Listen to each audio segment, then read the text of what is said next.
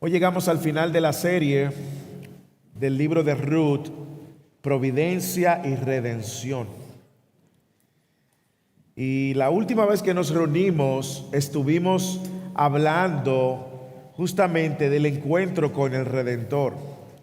El domingo pasado todos o la mayoría nos reunimos en nuestros hogares, en la quietud de nuestros hogares y nuestras casas, y estuvimos haciendo un recorrido por los primeros 3 capítulos de Ruth, de manera que hoy terminamos con el capítulo 4, esta interesantísima literatura inspirada por Dios que coloca en medio de la realidad que estuvieron librando el pueblo de Israel en el tiempo de los jueces.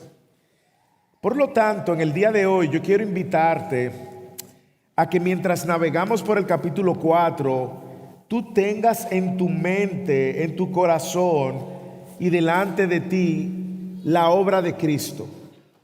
Sería una pérdida de tiempo que cerremos este capítulo sin ver, y el libro sin ver a Cristo, sin tener a Cristo. Imagínate que te pones los espejuelos de Cristo y con los espejuelos de Cristo vamos a navegar juntos el capítulo 4.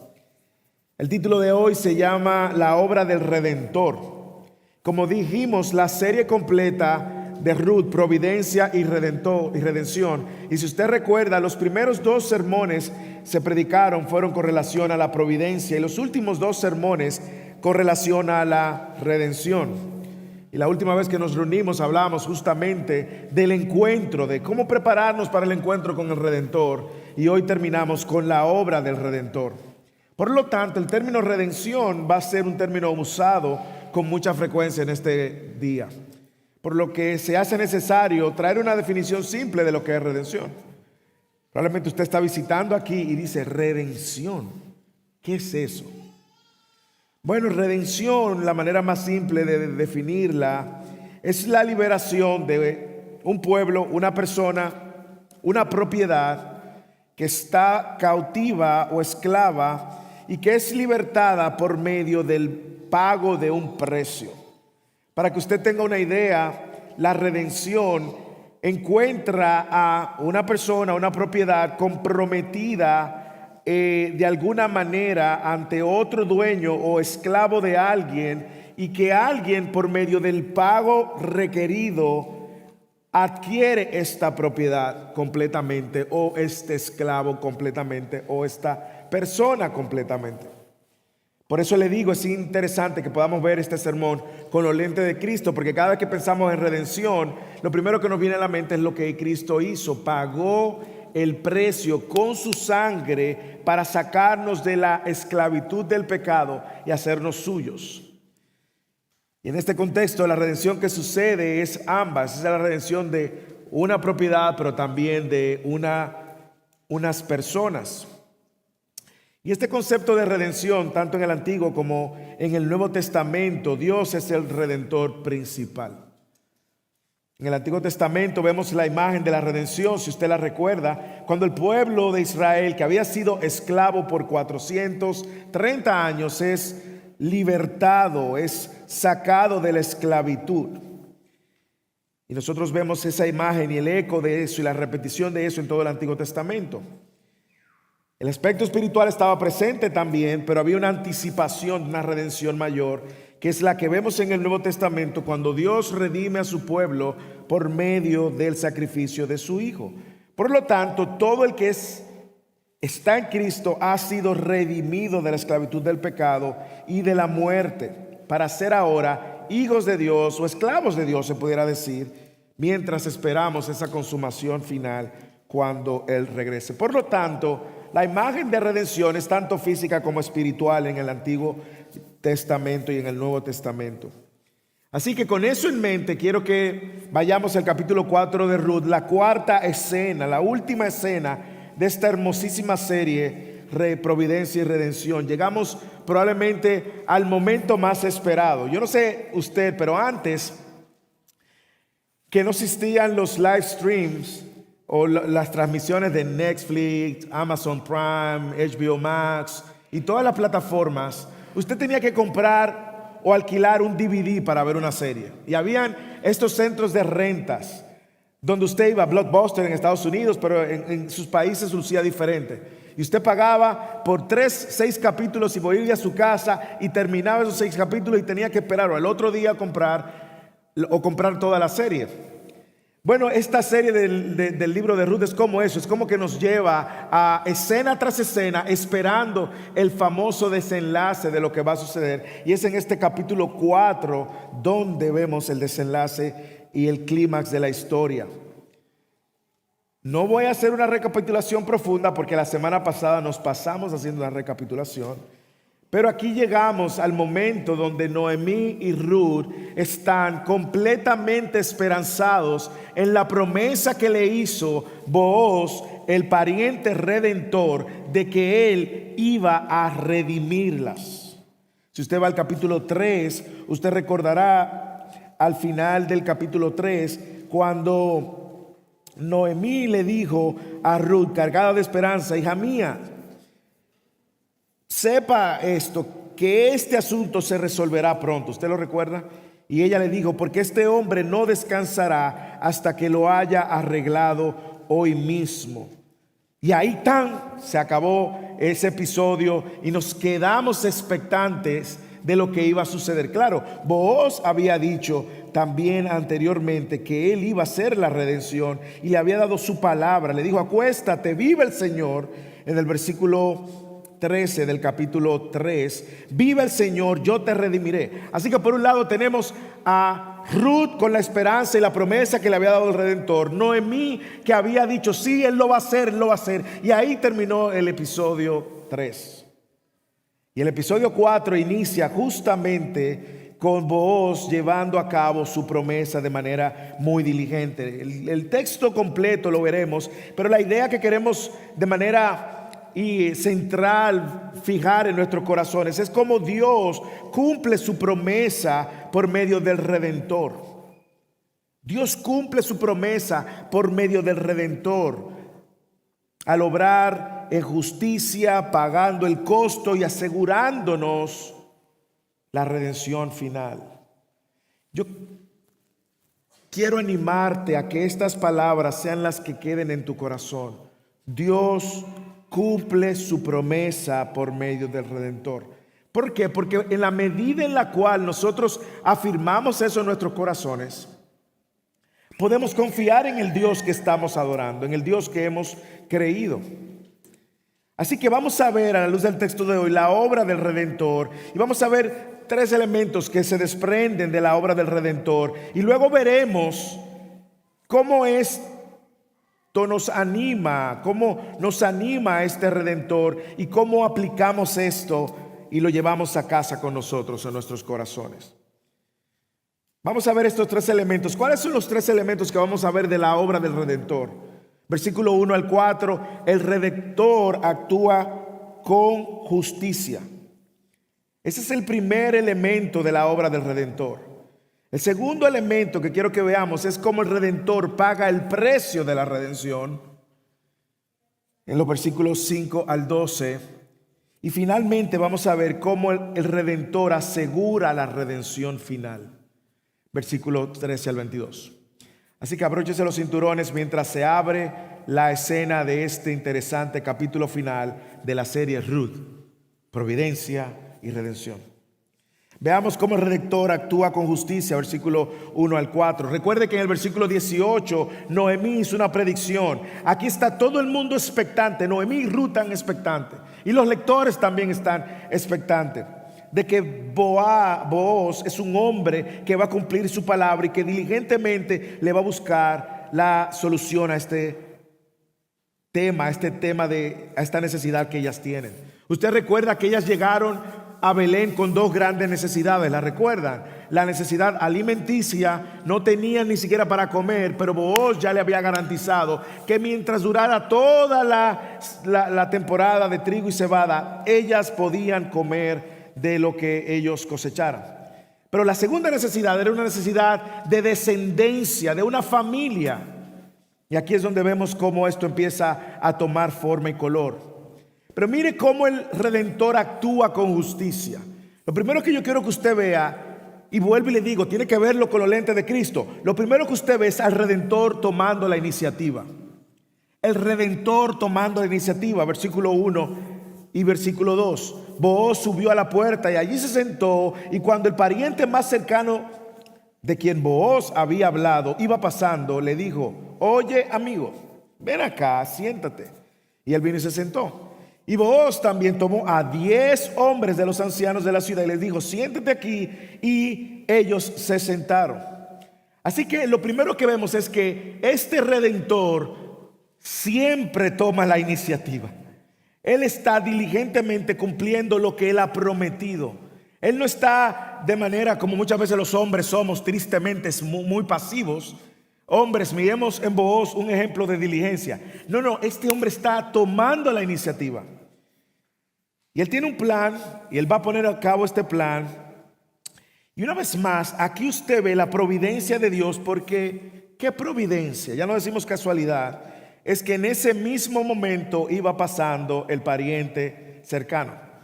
Una vez más vemos la mano invisible de Dios poniendo en el tiempo exacto, el momento exacto, a el encuentro de Booz y aquel pariente cercano, redentor también.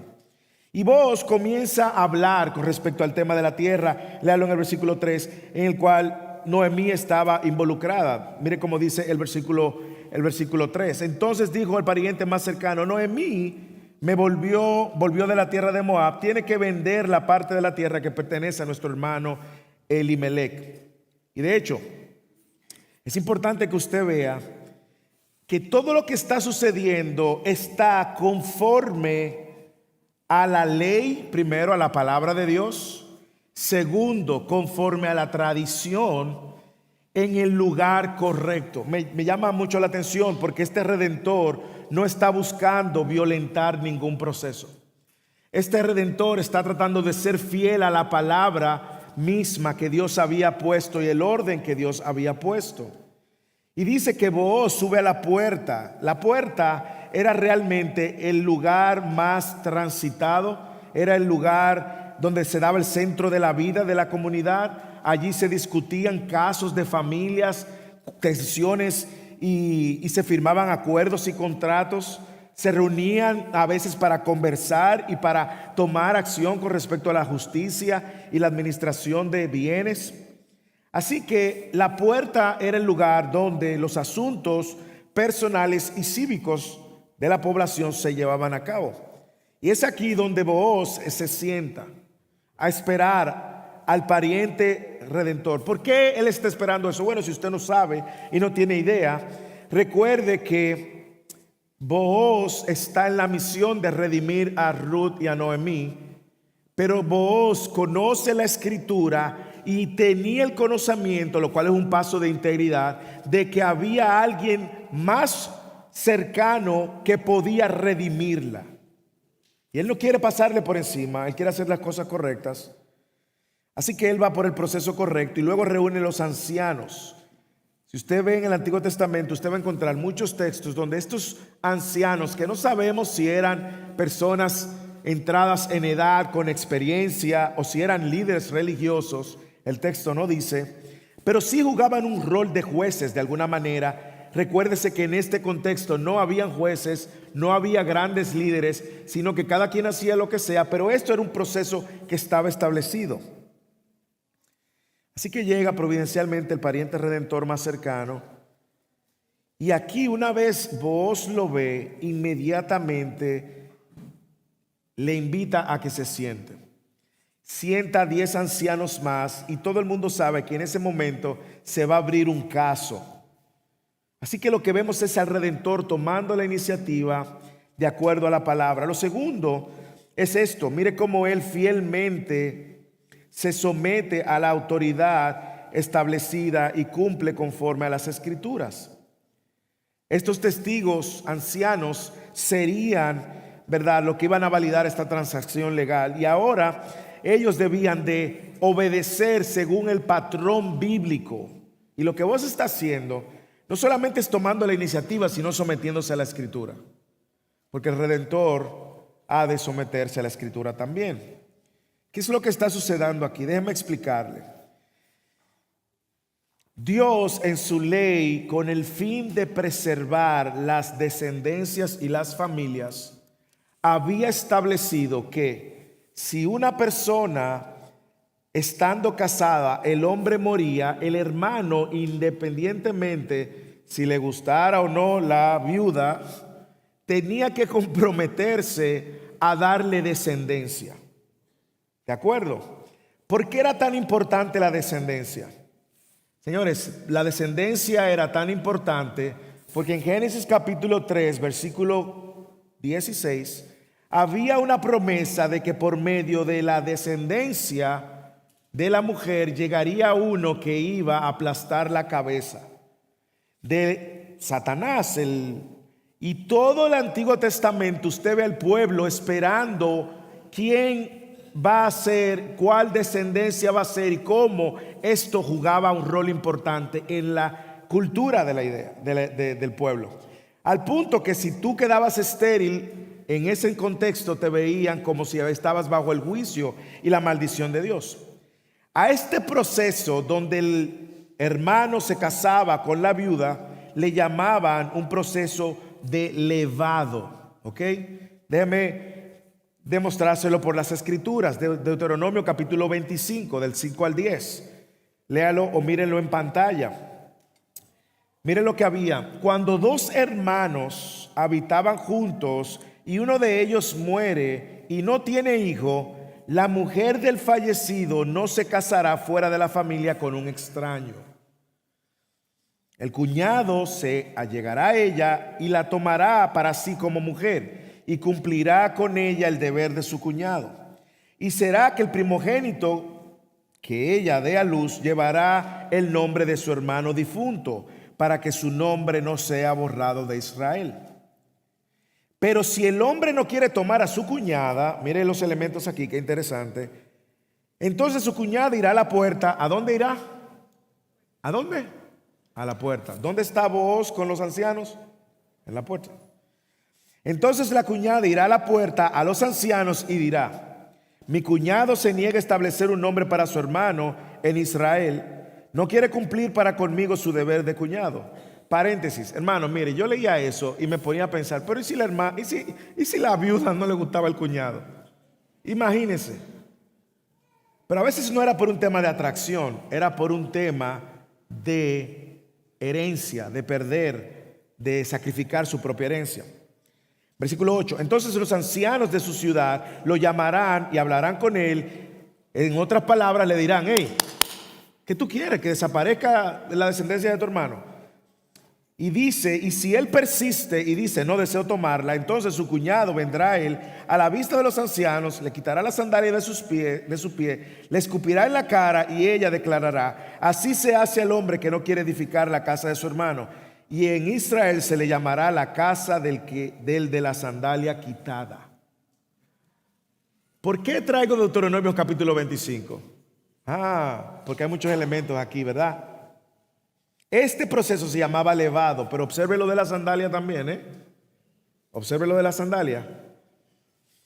Así que no solo Boaz está siendo diligente, buscando, yendo al lugar correcto, bajo la autoridad correcta, sometiéndose al liderazgo correcto, pero sobre todo el Redentor se está sometiendo a la misma palabra de Dios.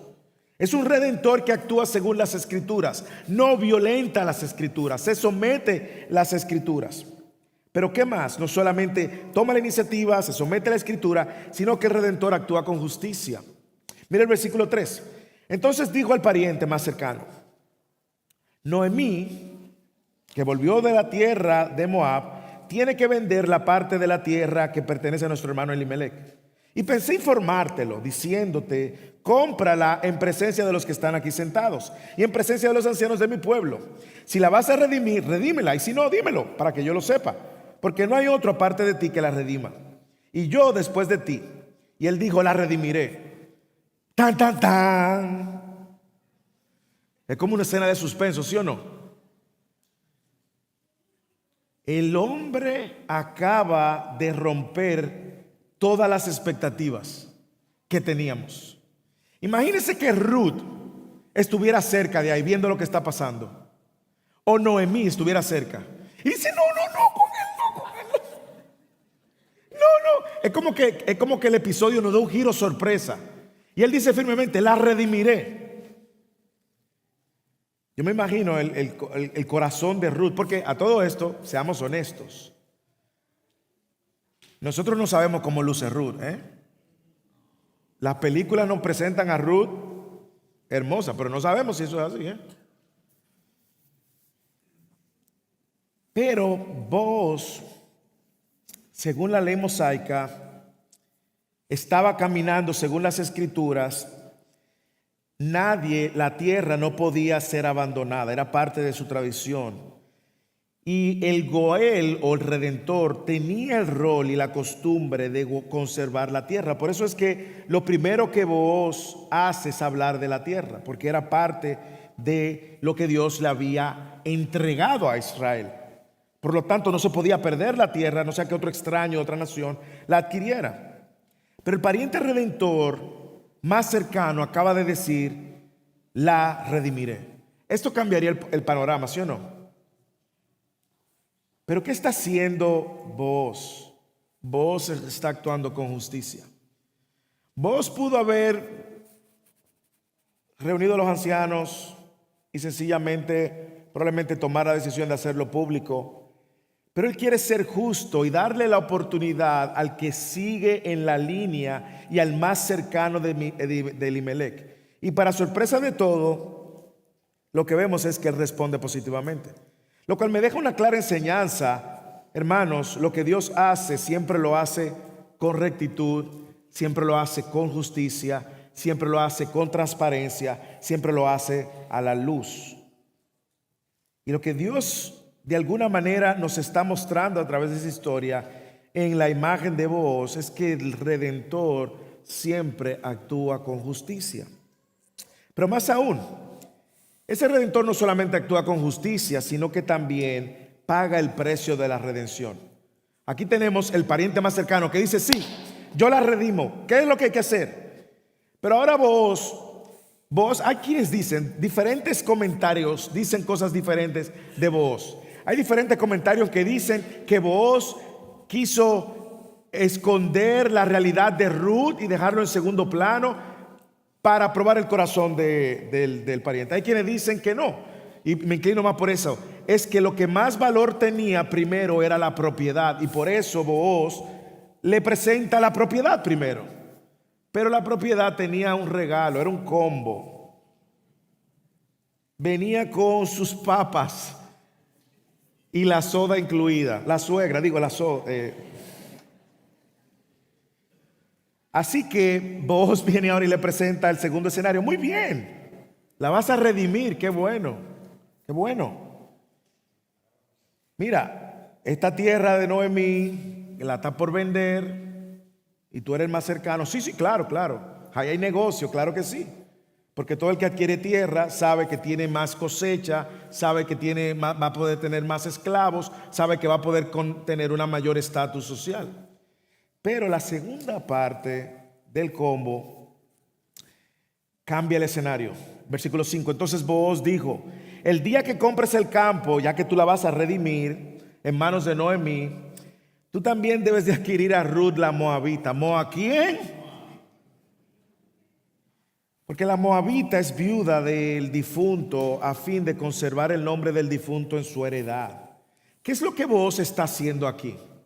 Booz le está dando ahora el panorama claro, le está diciendo, espérate, no solamente la tierra viene con un combo, y es que tiene a Ruth la moabita y a Noemí, pero con Noemí tú no puedes tener descendencia. Sin embargo, para honrar Deuteronomio capítulo 25, claro, no lo tenían en capítulos, para honrar la ley que tenemos, tú tienes que casarte, tenerla, hacer la familia. ¿Usted recuerda una semana atrás donde decíamos que cuando Ruth fue donde Booz y se postró a los pies, le estaba ofreciendo no una relación informal, sino una familia?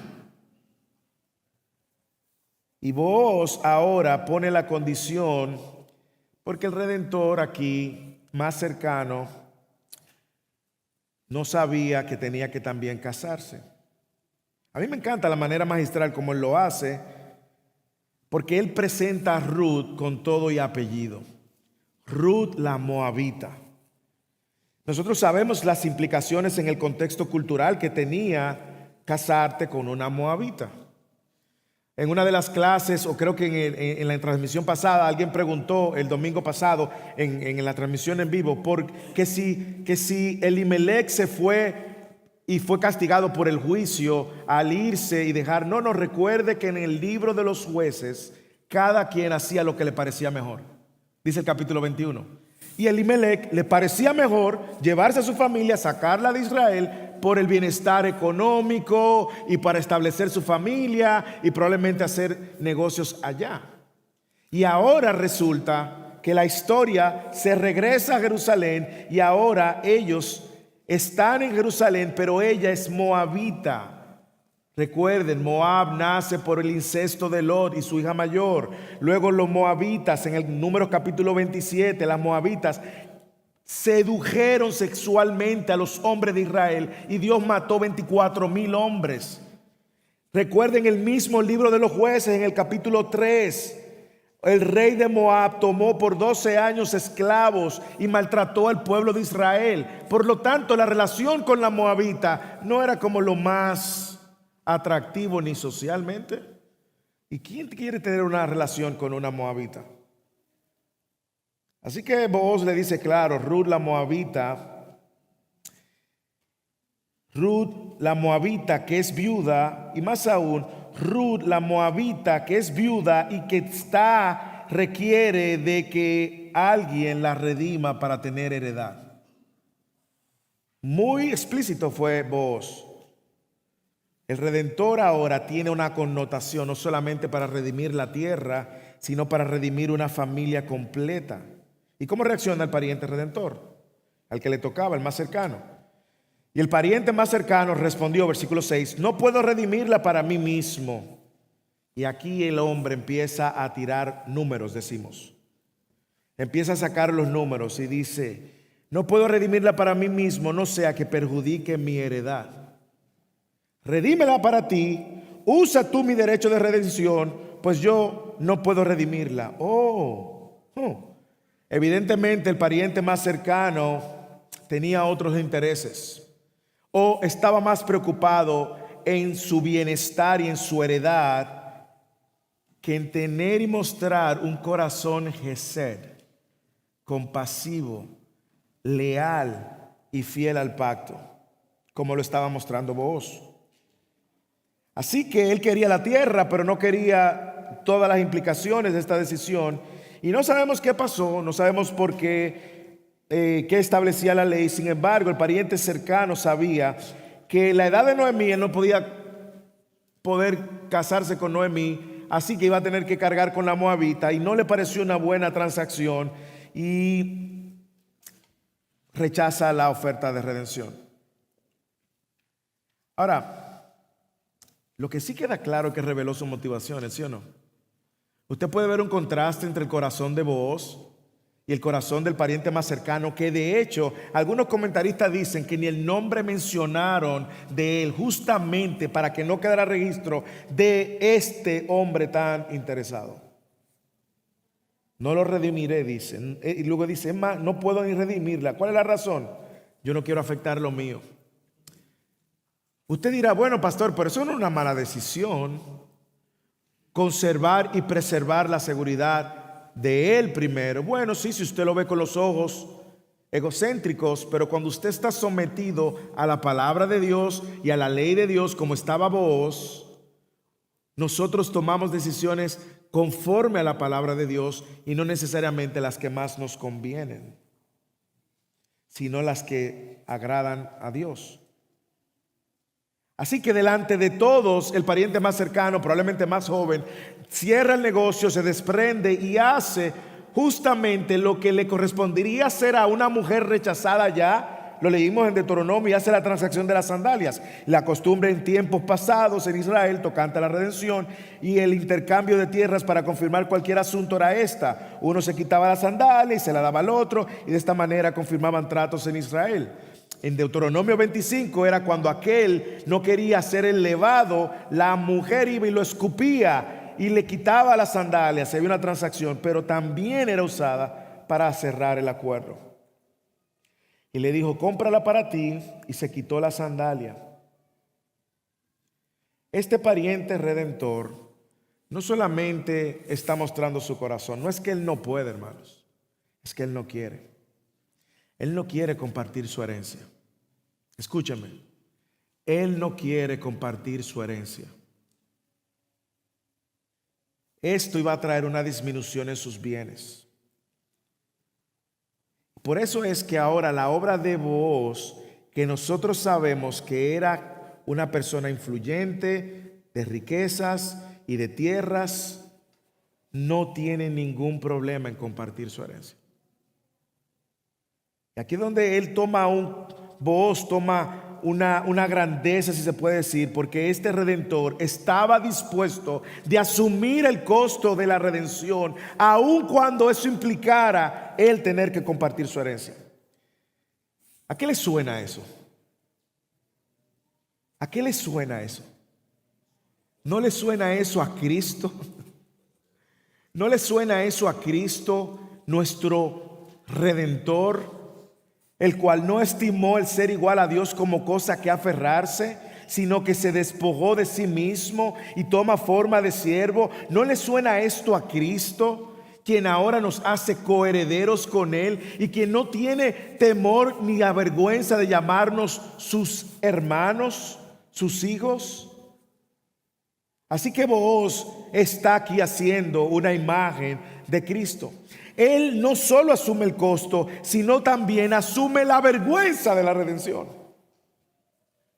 Hermanos, casarse con una moabita para un hombre de reputación e influencia, de alguna manera iba a traer algún tipo de vergüenza. Booz no tiene que ver. Él está dispuesto a pagar por la redención, pagar por la herencia y cargar con la vergüenza. Y más aún, él estaba dispuesto a que, además de él, dejarle descendencia a alguien que ya no vivía. El hecho de él dejarle esta descendencia al difunto estaba hablando de su compromiso con el pacto de Dios. Hermanos, estamos viendo en Booz un antitipo de Cristo. Estamos viendo un hombre que no tiene problemas en pagar el precio y cargar con la vergüenza para alguien que él no conoció. Y dígame si eso no le luce y le huele a Cristo, porque está muy claro. Mire cómo dice el versículo 9. Entonces Booz dijo a los ancianos y a todo el pueblo: ustedes son testigos. Hoy he comprado de la mano de Noemí todo lo que pertenecía a Elimelech y todo lo que pertenecía a Kelión y a Mahalón. Y además soy testigo, sean ustedes testigos, estoy adquiriendo a Ruth la moabita, la viuda de Mahalón, para que sea mi mujer. Escúchenlo, para que sea mi mujer, a fin de preservar el nombre del difunto en su heredad, para que el nombre del difunto no sea cortado de entre sus hermanos, ni del atrio de su lugar de nacimiento. Ustedes son testigos. Booz está redimiendo a una gentil.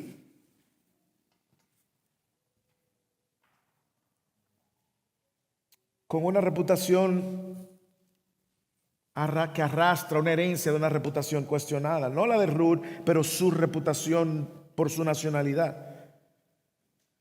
Así que él no solo trata de comprar la tierra, sino también él le está diciendo: yo me voy a casar con esta mujer. Ustedes sean testigos de esto. Yo voy a asumir el costo de la tierra, la vergüenza de casarme y de darle una herencia a un difunto que no conozco, para ser fiel al pacto de Dios. Imagínense esto. El Redentor asume el costo mostrando su amor al pacto. Wow. el mismo amor que Dios había mostrado para su pueblo. Así que vos estás siguiendo las cosas conforme a la ley, conforme a la palabra, conforme al diseño. ¿Y qué pasa con todos?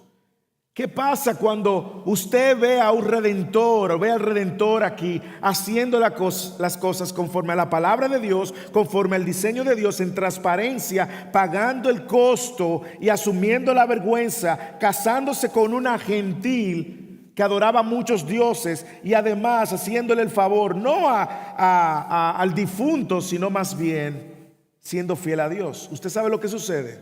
La gente se da cuenta. Y la gente reconoce y da gloria. Léalo en el versículo 11. Y todo el pueblo que estaba en el atrio y los ancianos dijeron: somos testigos. Haga el Señor a la mujer que entre en tu casa como Raquel y Lea, los cuales edificaron la casa de nuestro pueblo. Redime esta gentil, y que lo que Dios haga a través de ustedes como matrimonio sea lo que hizo Dios con las esposas de nuestros patriarcas, las cuales edificaron la casa de Israel, y que tú adquieras riqueza en Efrata y seas célebre en Belén. Fue admirable, y la reacción nos dice cuán admirable fue la obra de redención de Booz como redentor. La reacción de la gente te lo dice. La gente le está deseando lo mejor de lo mejor a este hombre que está redimiendo una gentil. ¿Qué está diciendo esto? Que el pueblo aceptó la redención, de que ahora no solamente ellos están asombrados, sino que inmediatamente se remueve el prejuicio contra la gentil y ellos aceptan a Ruth como si fuera una de ellas. Aceptan a Ruth como parte de la familia. Mire cómo ellos dicen a Ruth: en la medida que oran, el Señor conceda a esta mujer extranjera un lugar, oiga esto, un lugar entre las esposas de estos hombres, de la esposa de los que nosotros reconocemos como nuestros patriarcas. ¿Y qué más? El pueblo le desea prosperidad, renombre a su descendencia. Versículo 12: además, sea tu casa como la casa de Fares, Pérez. Fares es Pérez, por lo que se llaman apellido Pérez. Como la casa de Fares, el que Tamar dio a luz a Judá por medio de la descendencia que el Señor te dará a esta joven. Déjame decirle que Fares o Pérez fue el más importante de los hijos del matrimonio de Levado. ¿Recuerdan Levado? Levado significa, Deuteronomios 25, entre Judá y Tamar. ¿Usted recuerda el rollo entre Judá y Tamar? Yo lo mencioné hace una semana, que Tamar se vistió de prostituta. ¿Recuerda? Y le pidió unas cuantas cosas como evidencia, porque Judá iba en el camino y vio esta prostituta. No era prostituta, era Tamar. Tamar estaba con motivaciones torcidas, tratando de buscar un descendiente y usar a Judá. Y luego, cuando Tamar se le ve la barriga, la quieren apedrear y matar por haber fornicado y no haber ido por el proceso correcto. Y cuando la van a matar, Judá dice: mátenla. Y dicen: oye, Tamar saca justamente los utensilios que le había dejado Judá y le dice: este hijo es de quien son estas cosas. Y Judá dice: wow, esta mujer es más piadosa, más justa que yo. ¿Usted lo recuerda? Mire lo que le está deseando. Este matrimonio, este hijo, Fares, era también de donde venían los fundadores de Belén y pertenecía a la tribu de Judá, según 1 Corintios. Así que el pueblo le está anhelando, ante la obra de redención, está anhelando lo mejor de lo mejor para esta obra de redención. Y hay mucho que pudiéramos decir, pero yo quiero que usted vea cómo el pueblo recibe a Ruth, porque es la manera como ahora nosotros podemos ver a Cristo. Una vez que nos alcanzó, nos hizo parte de su familia. Y ahora no nos vemos con distinción. Dios no nos ve con distinción. Dios nos ve como su pueblo y como su hijo en Cristo Jesús. Pero el pueblo de manera particular está reconociendo el amor Gesed de vos, fiel al pacto, lleno de gracia, de misericordia. Este hombre ha actuado fielmente a las escrituras, fielmente al pacto, fielmente al difunto, fielmente, y el pueblo lo reconoce y por eso reacciona como reacciona.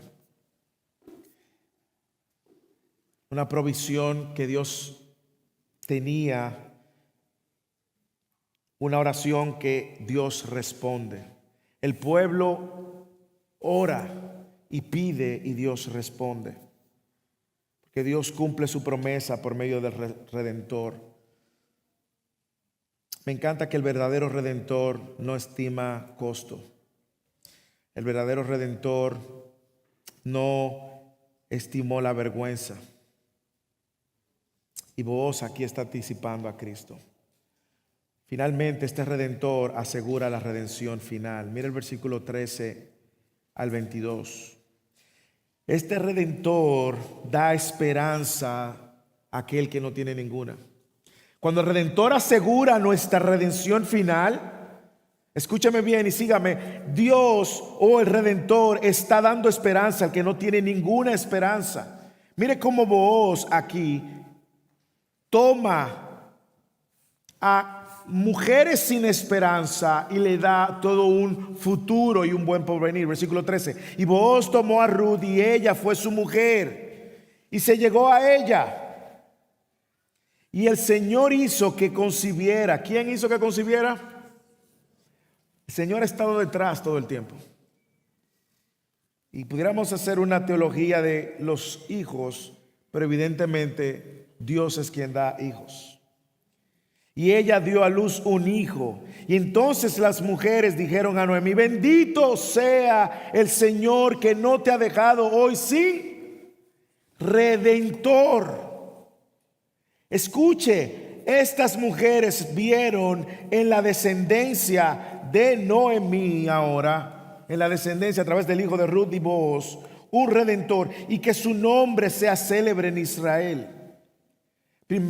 Lo primero que usted está viendo es que este Redentor le da esperanza a la misma Noemí, hermanos. Imagínese, viuda, sin esperanza, sin esposo, sin hijos, sin nadie que los cuidara. No, Dios le dio esperanza a una Noemí que no tenía ninguna esperanza.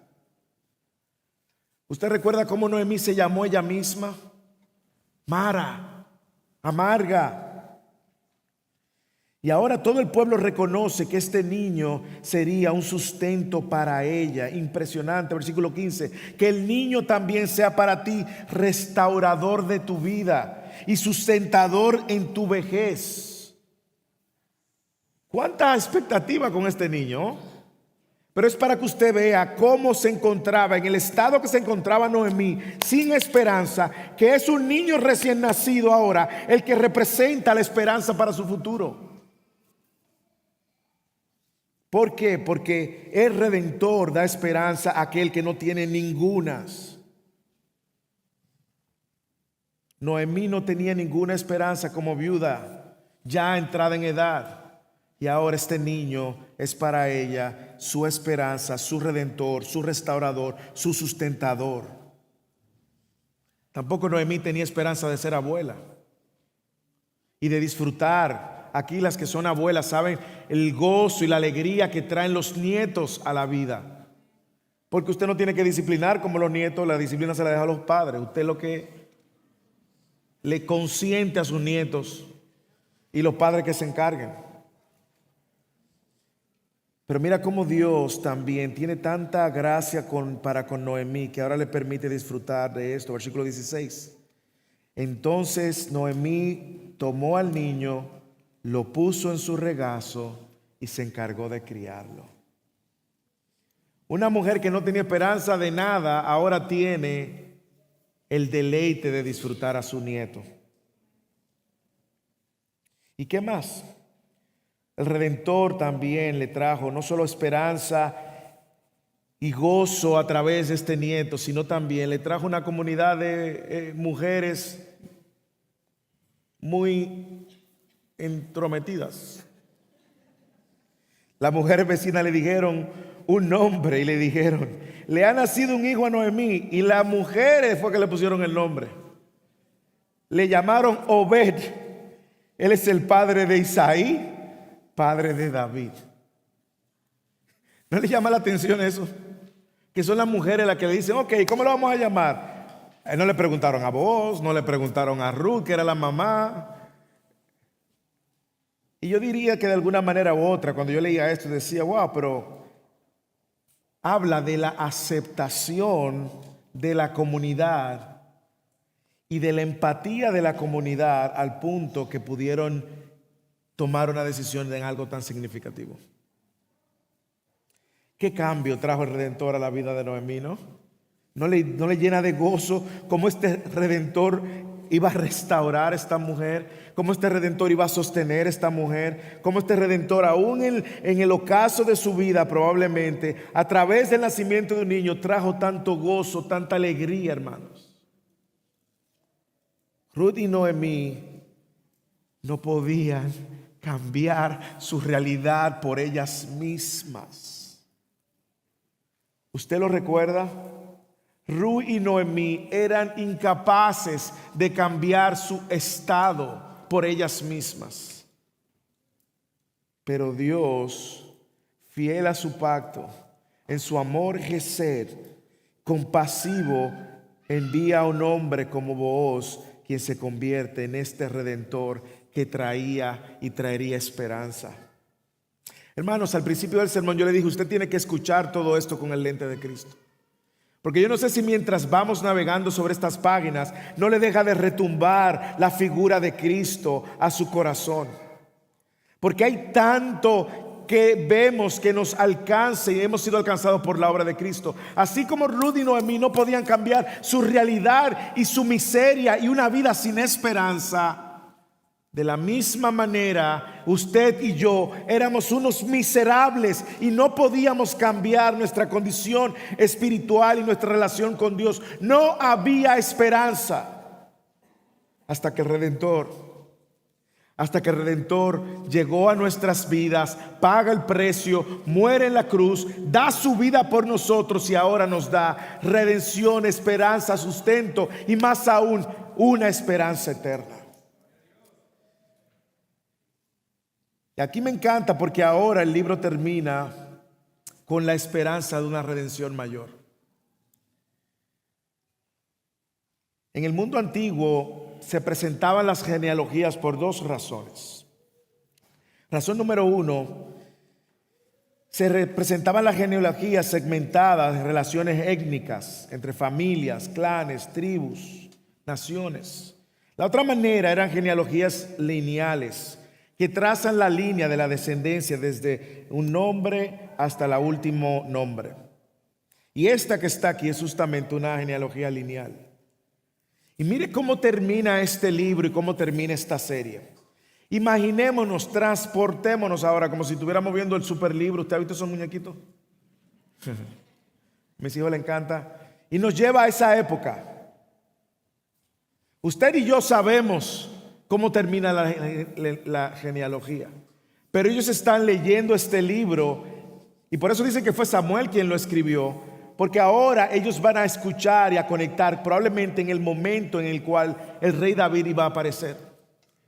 Y estas son, versículo 18, estas son las genealogías de Fares, Pérez, el hijo de Judá.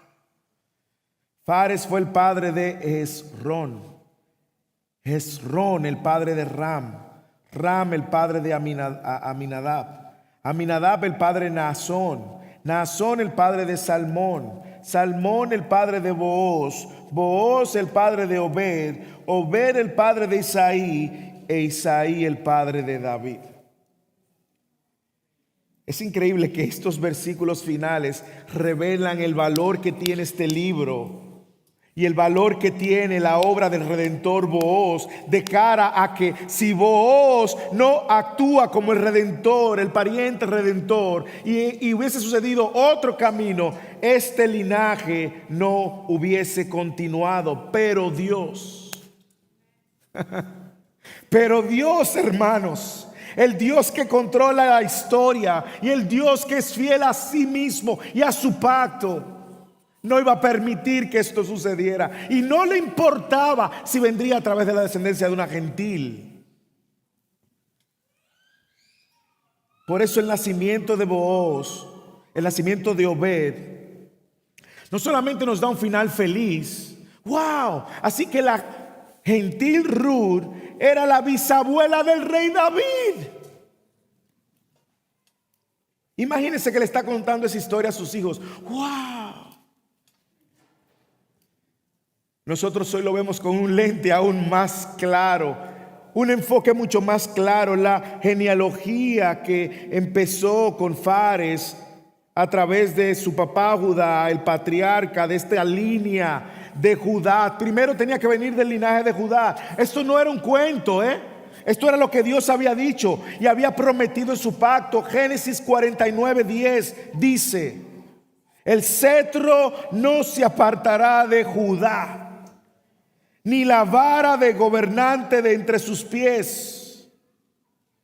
Así que cuando usted ve aquí la genealogía empezando con Fares, el autor está diciéndole: Dios está siendo fiel a su promesa de que éste vendría por el linaje donde el cetro de Jehová no se apartará. Iba a ser rey. Segundo, termina con el rey que sustituye posteriormente al rey Saúl. Y hoy nosotros podemos ver cómo David juega el cumplimiento también profético para que más adelante llegara el Redentor final y la esperanza final. Hermanos, nosotros sabemos lo que sucede en la historia porque la podemos leer.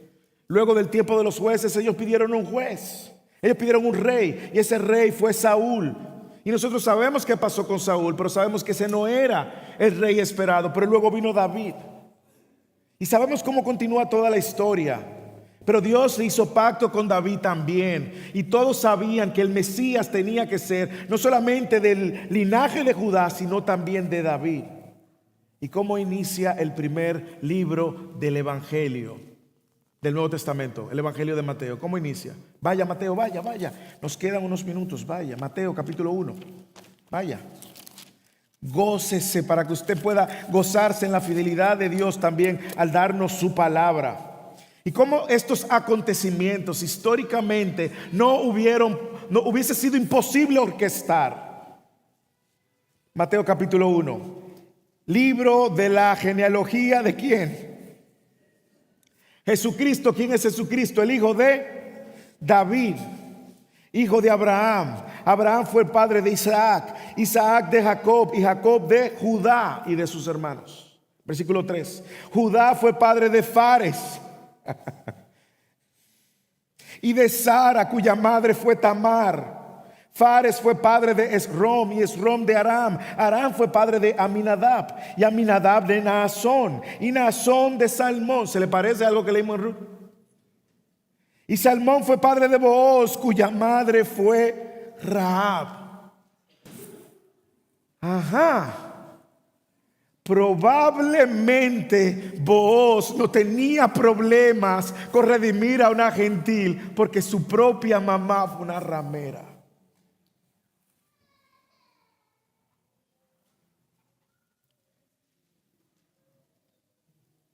Salmón fue padre de Booz, y el autor de Mateo aclara, cuya madre fue Rahab.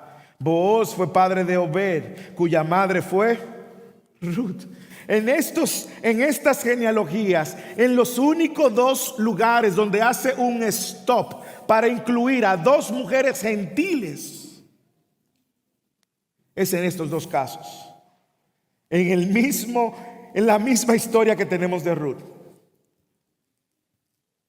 Booz, su madre fue Rahab, y Ruth, y Obed, cuya madre fue Ruth. Siga leyendo. Y Obed fue padre de Isaí, Isaí fue padre del rey David, y David fue padre de Salomón, cuya madre fue Betsabé, nada de muy buena reputación, y lo sabemos. Había sido mujer de Urías. Y Salomón fue padre de Roboam, y Roboam de Abdías, y Abías de Asa. Asa fue padre de Josafat, Josafat de Joram, y Joram de Usías. Usías fue padre de Jotam, y Jotam de Acaz, y Acaz de Ezequías. Ezequías fue padre de Manasés, Manasés de Amón, Amón de Josías. Josías fue padre de Jeconías y de sus hermanos durante la deportación de Babilonia. Y después de la deportación de Babilonia, Jeconías fue padre de Salatiel, y Salatiel de Zorobabel, y Zorobabel fue padre de Abiud, Abiud de Eliaquim, Eliaquim de Azor. Azor fue padre de Sadoc, Sadoc de Aquim y Aquim de Eliud. Eliud fue padre de Eleazar, y Eleazar de Matán, Matán de Jacob. Jacob fue padre de José, el marido de María, la cual nació Jesús, llamado el Cristo. Es sorprendente. A mí me asombra la manera como la historia de redención y la obra de redención tiene tantos elementos que si el hombre hubiese querido poner y orquestar, no hubiese podido hacerlo. Y probablemente si el hombre hubiese podido, no hubiese querido. Así que vos está apuntando a Cristo. Y déjeme decirle ya, como dije, cómo vos como redentor apunta a un mayor redentor y a Cristo. Vos es el pariente cercano que puede redimir. Cristo se acercó a nosotros para poder redimirnos. Vos actúa con justicia públicamente. Cristo cumple la justicia de Dios para que ahora nosotros en Él seamos justificados. Vos asume el costo de la redención. Cristo paga el precio final de nuestra redención. Vos cubre a Ruth con su manto. Cristo nos cubre con su gracia y su justicia. Vos protege y provee para los pobres desamparados. Cristo es el refugio para los pobres en espíritus que vienen a Él. Vos trae el futuro en la línea, el linaje de David. Cristo es el hijo de David y el redentor mayor. Vos no se avergonzó de Ruth. Y Cristo no se avergüenza de llamarnos sus hermanos. Por lo tanto, esta historia de Ruth habla de un redentor mayor que es Cristo. Y este libro y esta genealogía con el que cierra, en días oscuros donde nadie sabía qué hacer, habla de que había un Dios que sí sabía qué hacer. Habla de un Dios que es fiel a su pacto. Por lo tanto, hoy que lo vemos a los ojos del Nuevo Testamento, hoy que lo vemos con los lentes de Cristo, hoy podemos ver que tanto como Noemí y Ruth necesitaban un redentor, todo el que no conoce a Cristo necesita un redentor. Nosotros los que estamos en Cristo hemos sido alcanzados por gracia y necesitábamos esa redención que llegó, que por causa del pecado nos mantuvo en esclavitud y nuestra relación con Dios completamente de enemistad, así como los moabitas de Israel. Pero Dios en su gracia envió a su Hijo para redimirnos. Como Ruth y Noemí, ellas eran incapaces de salvarse. Pero cuando llegó la plenitud del tiempo, Dios envió a su Hijo, nacido de mujer, nacido bajo la ley, para redimir, dice, a todo aquel que estaba bajo la ley.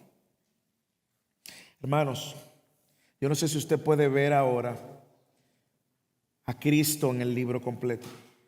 No sé si usted puede ver cómo este libro nos anima, a mí me anima a confiar en un Dios que tiene control de los detalles. De un Dios que no se le escapa nada, de un Dios que está consciente de las necesidades, pero sobre todo de un Dios que no deja al desamparado. Y yo no sé si tú estás aquí y te has sentido o te sientes sin esperanzas, desamparado, en pobreza, en tristeza, en aflicción. Tienes que mirar al Redentor mayor, ya no a vos, sino a Cristo. Y quiero animarte a que pongas tu mirada en el Redentor, nuestro Redentor, que ha hecho lo que nadie puede hacer ni pudo hacer por ti. Te salvó cuando eras su enemigo, te rescató cuando estabas perdido y ahora te llama su hijo y su hija, hermanos de eclesía. Y ahora compartimos una herencia con Él. Por eso decíamos que la idea central del sermón es que Dios cumple su promesa a través de este Redentor y Dios la seguirá cumpliendo. La obra del Redentor ha sido perfecta. La obra de Cristo fue aún mayor, porque Cristo actuó con justicia, Cristo pagó el precio de nuestra redención y Cristo nos garantiza la eternidad con Él y final. ¿Usted lo cree? Hermanos de eclesía, ¿usted lo cree? ¿Está puesta toda tu confianza en Cristo? ¿Está puesta tu confianza en la obra del Redentor? ¿O aún tú insistes en pensar que hay cosas que tú tienes que hacer para ayudar a Dios? Usted que no visita aquí, que quizás dice, no, yo voy a Dios cuando yo arregle esto, cuando deje aquello. No, tú no eres el Redentor y tú no puedes redimirte por ti mismo. Mira al Redentor, mira a Cristo, que solamente en Él vas a encontrar lo que necesitas. Iglesia, que al final de este libro nuestros afectos por Cristo hayan crecido. Que al final de este libro nuestra fe por la obra de Cristo haya crecido. Y que al final de esta serie nosotros podamos recordar que Él sigue siendo el mismo.